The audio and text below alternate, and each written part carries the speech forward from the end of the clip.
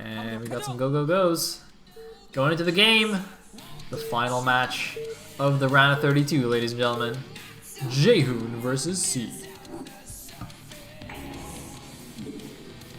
And we will be allying Jaehoon. Questionable choice, Mr. Sonic. Your allegiances are dubious. That's okay. There's Mr. Jaehoon, who already destroyed C 2-0 in the second series of the group, so... Well, I guess all he has to do is make carriers and then C will lose.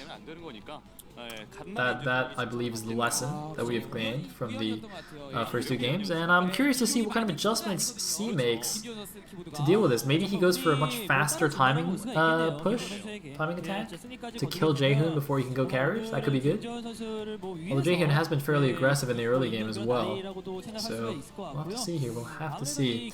There are cross spawns, which will make any kind of fast attack from C a little bit more difficult. Well, considerably more difficult actually, because the middle of the map on circuit breakers is very, very open.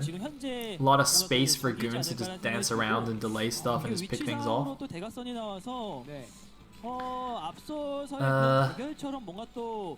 I don't think it's as good a map for carriers.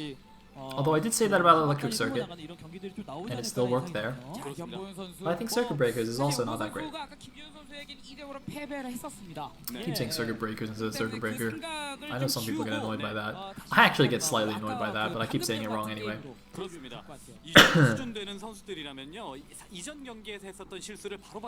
Particular says if Jaehoon wins, he will eat my finger. I'm not sure how to take this. I guess I should cheer for C then even harder. That seems slightly dubious.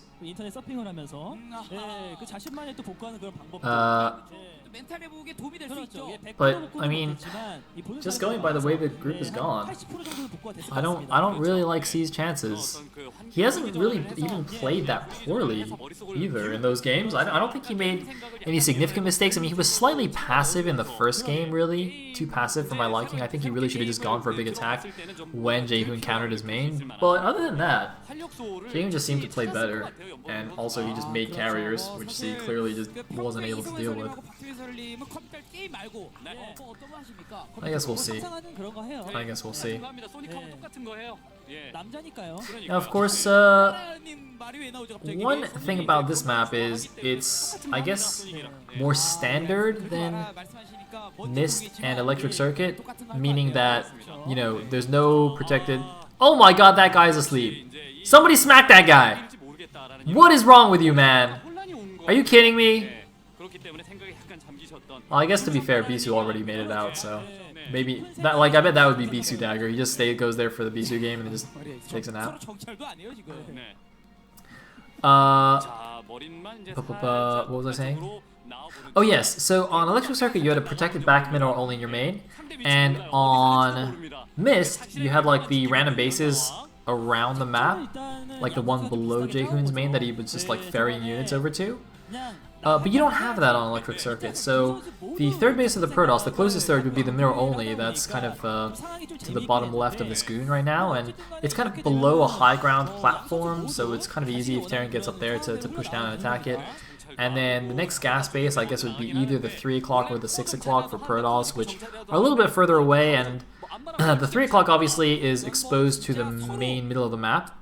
And the 6 o'clock, it's not quite as exposed, but it's a little bit further away just in terms of pure distance. And of course, Terran can actually attack quite nicely from the left side, gaining again a nice little high ground position there. So, a little bit trickier perhaps to just take these slightly less defended expansions. In the meantime, we have a 1-gate expand here from Jaehoon, which is absolutely fine, absolutely standard in PvT. I didn't actually notice what was going on in the Terran base, actually. Looks like it's going to be the BNFD here. So a couple of Marines, a tank, Vultures with mines, and a pretty fast expansion as well. So far, so standard. And here's the first couple of Marines moving out. Now here's the thing, with an FD, oftentimes you want to try and push out and be aggressive. I think in particular against 1-gate expand, you would like to put some pressure on the Protoss, but again, because the cross map and the map is so open and there's so much space, I would imagine it's quite difficult for C to make his way out too far with this initial force. So yes, you can see he's immediately just laying the mines in defensive positions. Nice pickoff there of that mine, actually. Is he going to get this one? Ooh, not going to get that one. He's going to get the Vulture, though. So Jaehoon being quite annoying with just these initial 2 Dragoons. But yeah, so playing a defensive FD, normally I don't like that, but given the positions in the map, I think that's fine. I think it would be a little bit just too difficult for him to move across, although he looks like he is trying to sneak around the north side here and run around those goons. That's a pretty interesting idea. Unfortunately for C, there are a 3rd and 4th goon moving up towards the top to meet him. I don't know how Jaehoon is aware that something's going on up there, but look at the mini-map. He's got those goons in position to intercept, although it looks like C just went back anyway, so it's not going to be an issue. I think Jaehoon is actually just putting his units in position to block any scouting vultures or SCVs, actually. Now that I look at it more closely, the way he's positioned those Dragoons, he doesn't actually know that, or he didn't realize there were units moving up there. He just wanted to block any units running out. So that's pretty good. And you can see he's going to block one vulture right here. And if the Vulture does try and run around to the top right, it's still going to get blocked. Which is pretty good. That's pretty nice. Oh, it has speed though, so maybe it's not going to get blocked. Actually, no, if it has speed, then it's going to run past easy. Hey, probably actually could have made it past even without speed, but speed just definitely making sure. Although it does take quite a bit of damage on the way out. Probably not going to be able to do too much here. Although, ooh, he might grab a goon kill. Hey, trades his life for a Dragoon. That's worth it. That is worth it for sure. 이게 어쨌든 이제 병력을 꾸준히 눌러줬었던 김지현 선수이기 때문에 옵저버 나오면 어느 정도 이건 막아내는 그런 그림이거든요. 그러니까 이게 압박을 가서 And what do we have, Reavers? No, that's just for obs, and that's Stargate, which means Arbiters. Stargate Citadel means Arbiters. Actually, wait a minute. He didn't build the archives yet. That's a slightly curious timing. So the Stargate and Citadel finished at roughly the same time. Normally, you would have the you want the Stargate and Archives obviously to finish at the same time. There's no point having a Stargate with no Templar Archives. What are you going to do with it? You're not going to make scouts, that's for sure. I say that. He could make a scout here to not die, but I'm pretty sure he's not. Now, this is quite interesting also because, despite what I was saying about there being a lot of space on the map for Protoss to engage in the beginning, Jaehoon actually kind of just let the Terran walk all the way over to his base right now. I'm not really sure how this happened. But now Jaehoon is a little bit uncomfortable here. You can see C's kind of squeezing him a little. And this is good. I like this. I like this because he's not just going to sit back. I mean, he is getting a third command center, but he's keeping the pressure on. And, you know, the problem in the previous 2 games that he lost was, you know, he just let Jaehoon go up to carriers, I guess. And now he's being a little bit more proactive here. Ooh, he's even got 6 Marines here to ward away the shuttle. It's actually quite funny. 6 Marines actually does do a decent amount of DPS.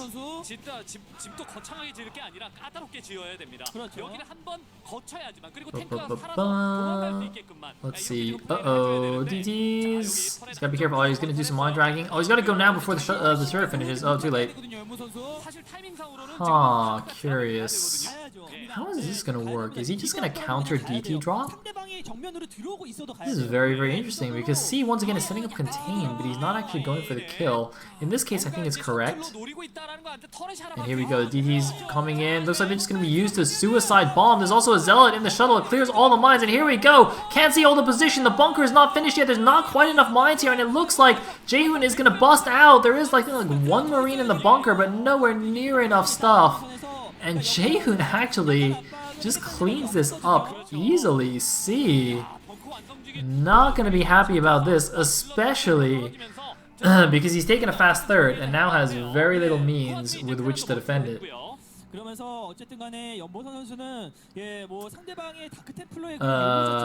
So, alright, so now the thing is that, notice that C didn't actually reinforce that contain, so C wasn't, you know, completely relying on that contain to be awesome, right? Like, you know, that was just putting on some pressure, trying to be efficient there. He ended up not actually being that efficient, but that's okay. You can see he's got a okay, it's not the best defensive position here because, see that third is like below the high ground pod. You see what I'm saying here? There's a high ground pod that Protoss can attack down, so he's gonna be quite careful in defending this part. And it's also a little bit difficult, like, you might want to build some more depots and things there, so you just kind of block it off a little bit, or just lay some lines.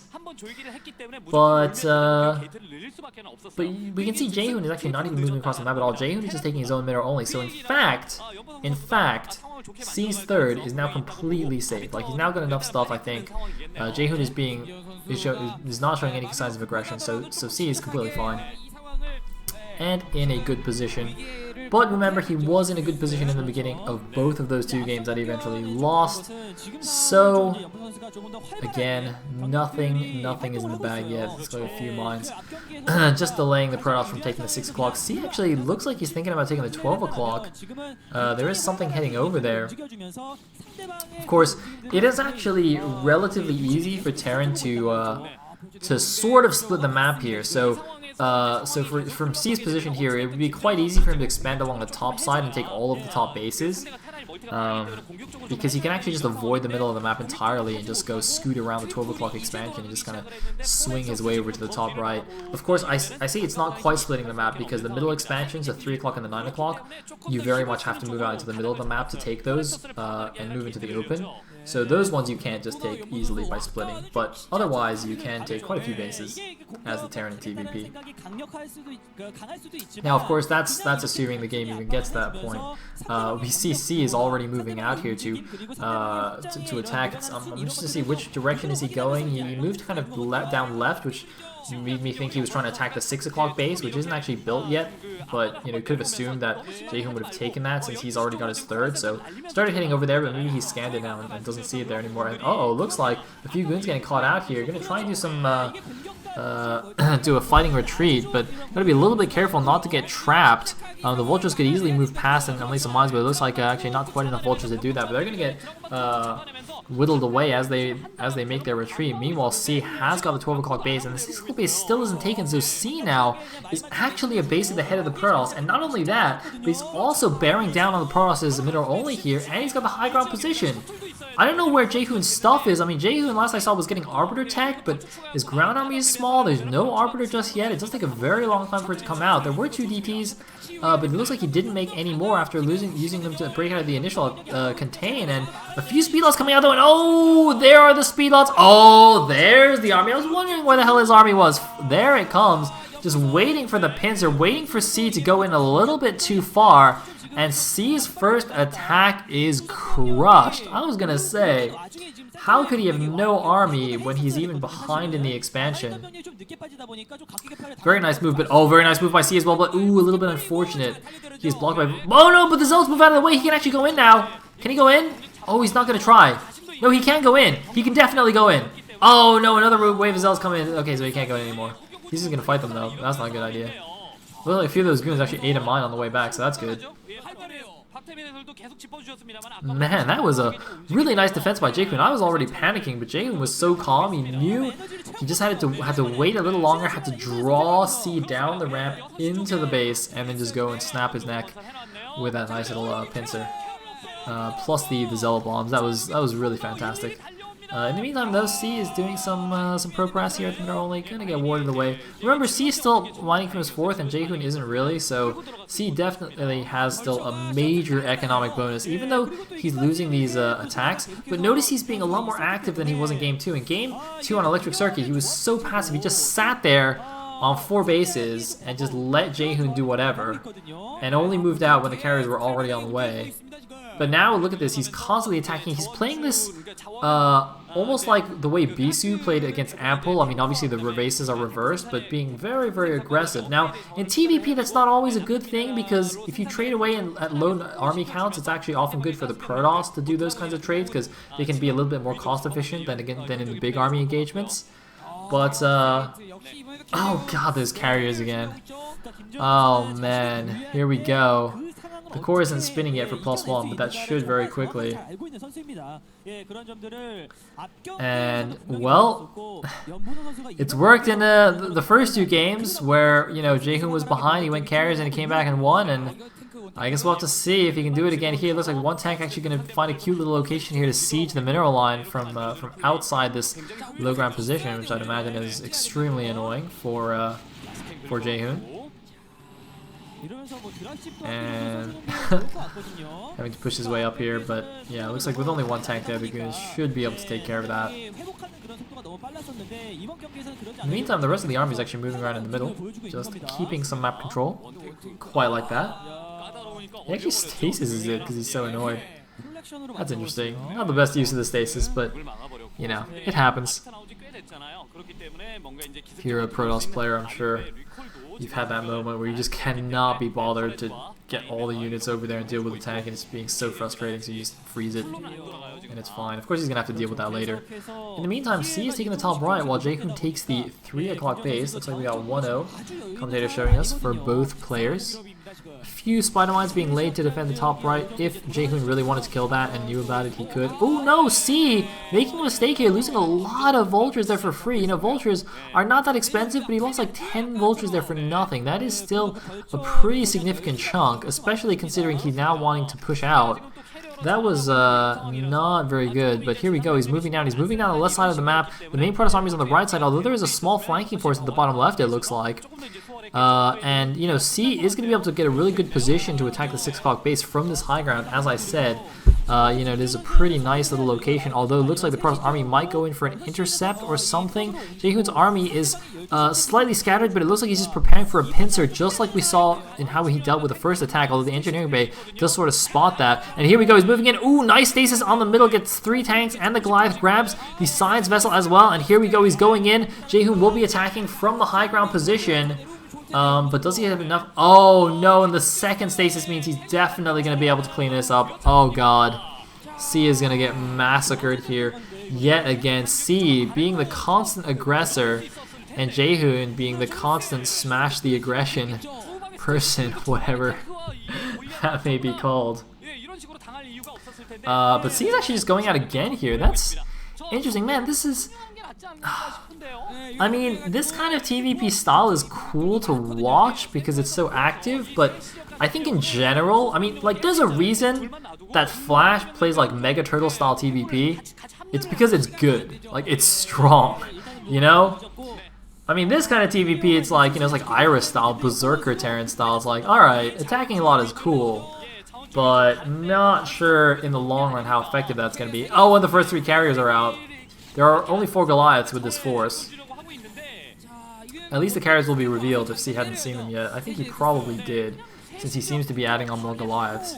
Although he does have Goliath range. Okay, so he's not completely floundering. But look at this. C is actually taking the 9 o'clock as well. C, every time he loses an army, he expands. This is crazy. He's basically buying expansions with his army, which is, I mean, it's interesting because even though he's doing that and it's generally not cost effective, he's just has enough, he's being so aggressive that Jaehoon has just been unable to attack him at all, which is really quite funny. Not even just a couple of zealots thrown into counterattack or a random DT, just not a single bit of counterattacking from Jaehoon. And sees, I mean, look at this, the top right base and the 9 o'clock base are really effectively undefended. I mean, okay, I guess the main army is moving down the left side, so the 9 o'clock base is sort of defended. But the top right base could easily be shut down by just like 3 zealots. And yet Jaehoon just does not have the time or the composure to actually be doing this. So here we go, another attack down at the 6 o'clock. The carriers are coming out yet again. But maybe this is the key to defeating the carriers, this kind of crazy aggression. I don't know, because the carry count looks like it's up to 6 right now. And remember in that game on Electric Circuit, how the critical mass of carriers, how ridiculously powerful that looked. Well, not just looked, but how actually powerful it was, because it is very powerful. Once you get up to an insane number of carriers, it is just so awesome.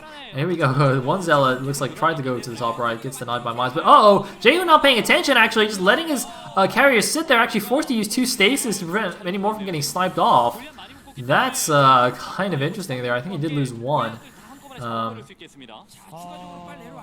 Jaehoon not having the most impressive carrier micro, but it appears to be sufficient for what he's doing, and these Goliaths are completely forfeit for C. But, you know, with all the Protoss forces focused over here, you could potentially go attack somewhere else. It looks like he's making his way over to the 3 o'clock base, just pulling the Protoss army every which way, because carriers are really not that mobile. I mean, at least they're faster than battle cruisers, but, you know, compared to the speed of the ground army, they do take a little while to move over. So having some opportunities here to just do some multitasking, do some multi-pronged attacks all over the place. These few units, of course, are going to get cleaned up, but we have some tanks sieging now at 3 o'clock. It looks like the carriers do get over there in time to take this down. And I wonder how much stuff C has behind. It looks like C's going to try and deal with carriers like in the Zerg style. Just you know, expand as much as you can and throw masses of units at the problem until the problem goes away. And you know what? I'm pretty sure that's how you're supposed to deal with carriers, with Goliaths. Just make enough of them and you'll win eventually, hopefully. Anyway, we have another attack here down at the 6 o'clock. Notice that the carriers have been pulled to the 3 o'clock rather.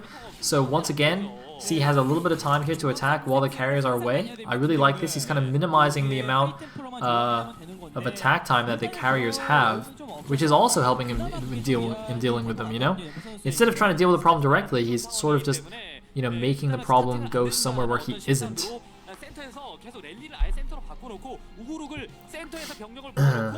It kind of reminds me of Day9's, one of Day9's podcasts. I think it was called Sidestepping or something like that, where, you know, if you're having trouble dealing with the strategy, the basic idea was if you're having trouble dealing with a strategy, instead of thinking how, like, you can counter the strategy, think about how you can play in such a way that their strengths don't actually do anything.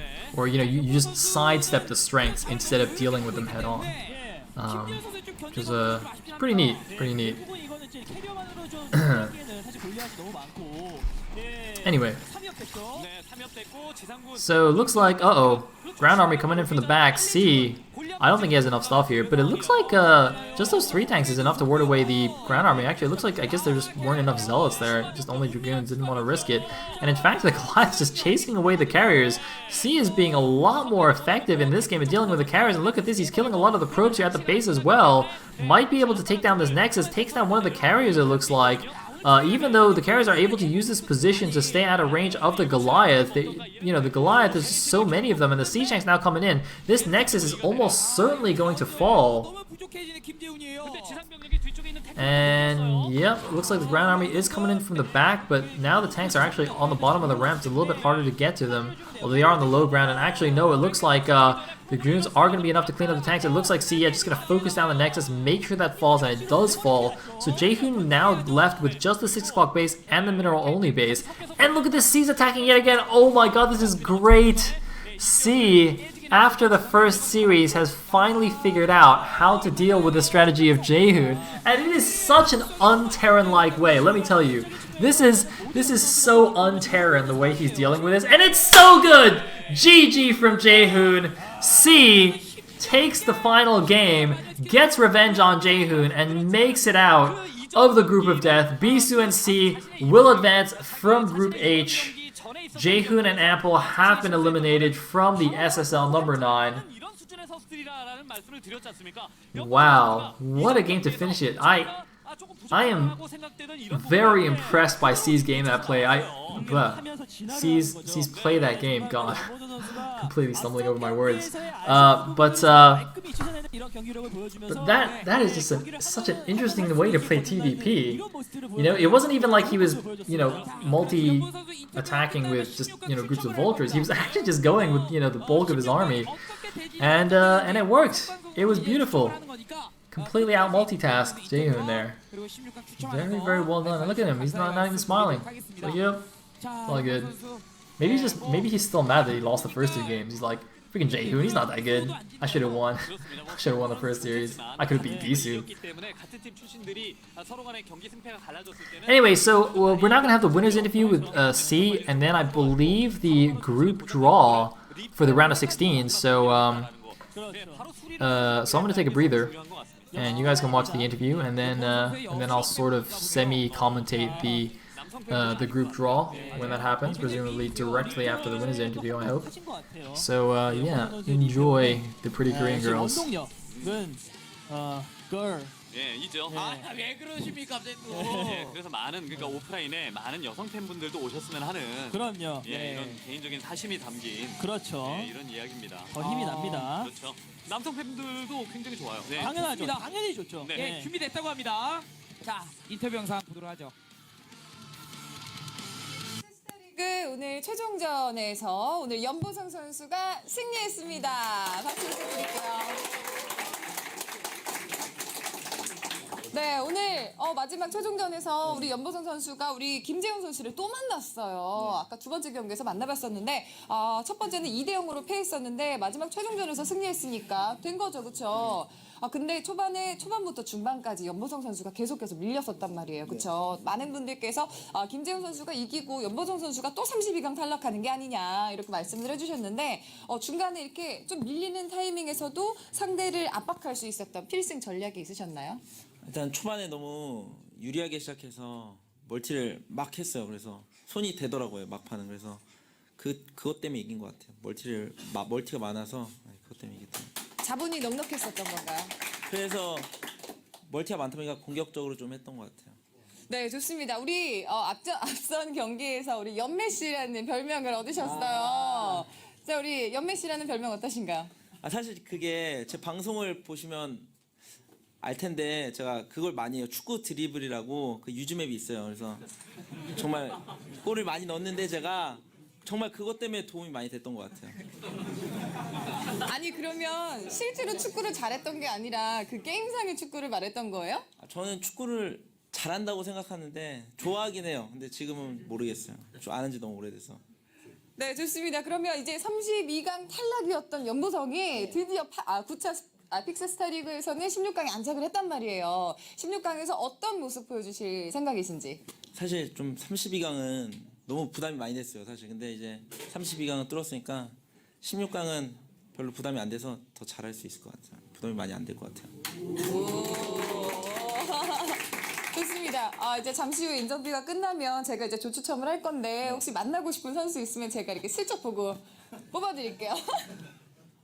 토스가 조금 힘들 것 같아요. 토스는 변수가 너무 많다 보니까 테란 쪽은 누가 만나도 솔직히 상관은 없어요. 테란전은 누구나 만나도 상관없다. 그러면 누구 하면 콕 집어서 얘기해 주실 수? 저그는 요즘에 홍규가 되게 잘하더라고요. 네. 그래서 홍규랑 하는 것도 재밌을 것 같아요. 테란은? 테란 구성훈 선수랑 해야 돼요. 맞아. 구성훈 선수랑 하고 싶어요. 좀. 왜냐면 같은 팀인 재훈이 형이랑 저를 이렇게 붙여갖고 성훈이 형이 하게 된다. 좋습니다. 구성훈 선수, 우리 연보성 선수를 염두에 두고 준비를 해주시는 것도 좋을 것 같고요. 자, 그럼 오늘 16강 경기 우리 연보성 선수가 승리했다는 소식 전해드리면서 저는 잠시 후 조 추첨에 다시 찾아뵙도록 하겠습니다. 축하드립니다. 자, 천보영 씨 거기 있으시면 됩니다. 예, 바로 할 거예요. 예. 안 오셔도 됩니다. 저 바로 해요? 거기 있으세요. 있으세요. 네. All right, and that is the interview. So I think we're gonna do the round of 16 draws now. By the way, according to Mr. Harangnaby, C talked about playing SEV football in his winners interview and how that helped him dodge Ample's SEVs there. So boom! I told you SEV football is the best. 자, 파란색이 조 2위고요. All right, so apparently we're doing the group draw now. I have the Wikipedia page open, so well, I know the groups now. 저희도 모릅니다. 어떻게 될지 진짜. 그럼요. 예. I guess I've spoiled myself the next 10 minutes or however long it takes them to do the draw. 프로토스와 테란이 한 명씩도 추가가 됐고요. 이렇게 되면 테란 6명, 프로토스 I don't 5명. know. 테란은 잘 맞죠. 적어도 5명이기 I don't know 때문에. exactly how this is gonna work. 네. 네, 그리고 Are we just gonna like? 네. How are they doing this? 아니에요. 같이 Is there like a board they're putting the players on or something? Is he just drawing the names? 이번 이제 픽스 스타리그에서 검색 사이트에서 They don't seem very interested. Oh, okay. Well, I guess we have the groups now. Okay. Anyway, so let me just put the Wikipedia page on. 검색 사이트뿐만 아니라 예, 뭐 하십니까? Wait. 아니에요. 아니, 약간 Okay. 이상한 것 같아요. So I don't know if you guys can see that. Let me zoom in a 왜 little 이렇게 bit. 다리를 긁고 왜요? 냄새 나서 이거 발감 충. But here we go. Round of 16, group stage. Group A will have Movie, C, Modesty, and Hero. That'll be very interesting. 어디까지 말씀드렸죠? Just on a first 앞으로도 glance, 더 많이 사랑해달라 뭐 이런 말씀. I would say maybe C and Hero. 보면서 이제 진행하는 Normally I would pick C in movie, but Hero, spoiler alert, all killed a team in Pro League thing recently, so that was pretty impressive. What is this? Bisu, Mind, Quanro, and Sok. Exciting. Quanro has no chance in that group though. 정말 그 진지하고 Zero, 더욱더 Haya, 좋은 Tyson, 경기를 and 보여주기 위한 Mong. 선수들의 모습을 보여줬다는 생각을 하고요. Huh. Gonna go ahead and say Haya and Zero. Not sure about Zero, but he did seem pretty good in the round of 32, so I'm just gonna go ahead and pick him because he's a cutie. And then Larva, Jangbi, Piano, Mini, Jangbi, Piano, almost certainly. Well, actually, Jangbi was a bit shaky, but I think if he practices, he'll be good. And there you go. That is it. That's all on Wikipedia if you want to see for yourself. So thank you guys for watching. That will be all for tonight. I'll upload the VOD ASAPly to my YouTube channel, youtube.com/SaylBW. You can find all my rebroadcast VODs there. And man, Gorush looking pretty cool there. And yes, that will be it. So I believe the round of 16 starts straight away on Saturday. So 2 days from now will be Group A. I believe the format is the same as for the round of 32 for the group stages, although I'm not sure. But I don't see any reason why it shouldn't be. So I assume it's going to be the same. And well, apparently that's it. So thank you guys for watching, and see you guys on Saturday.